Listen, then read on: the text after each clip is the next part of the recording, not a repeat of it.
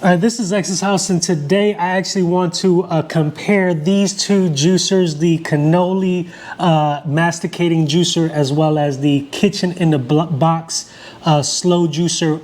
It is masticating as well. I have actually already made some juice with it. Just today, I made some pineapple, orange, carrot juice.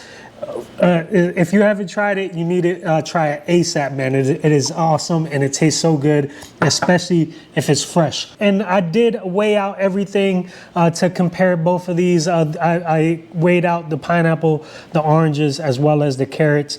And you see here the two bowls that we ended up with. They did come up with just about the same amount of juice, about 48 ounces with the two bowls that I just showed you. When it comes to the pulp, it seemed to be just about the same. Maybe the Kitchen in the Box had removed more pulp, but they both removed enough pulp where I was satisfied, especially since I strained my juice anyway, because I really don't like the pulp. One thing I don't like about the Canoly is that it tends to be a little bit more messy, because when you open up this section right here, you really don't know how the stream is going to come out. So I made kind of a mess when I was doing the juice with the Canoly. Let's go ahead and mention that the Canoly is a bigger juicer, so it's gonna be better if you're juicing a lot of stuff, because as you can see, the Kitchen in the Box is pretty small compared to the Canoly, and even the top portion where you put the fruit and stuff, you could get some pretty decent sized stuff in there, especially with this like rotating type swinging door type situation that you have here.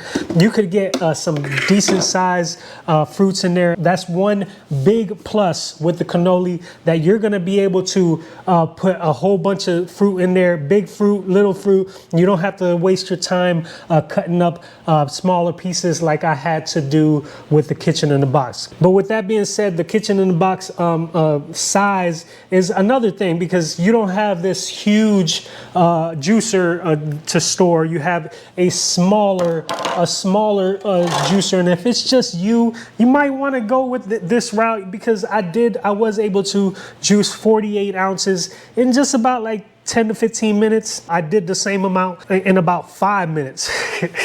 So this one definitely is a better juicer to do more quantity.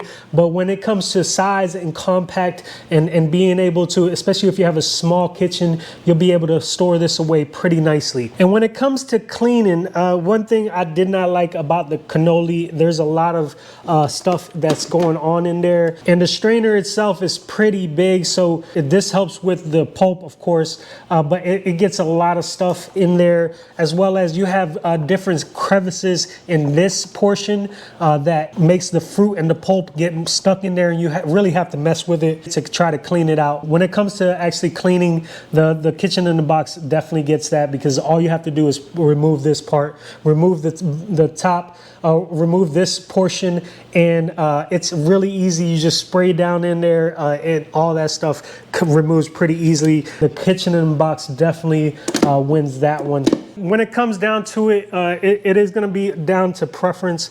The Canoly is a lot more pricier than the Kitchen in the Box.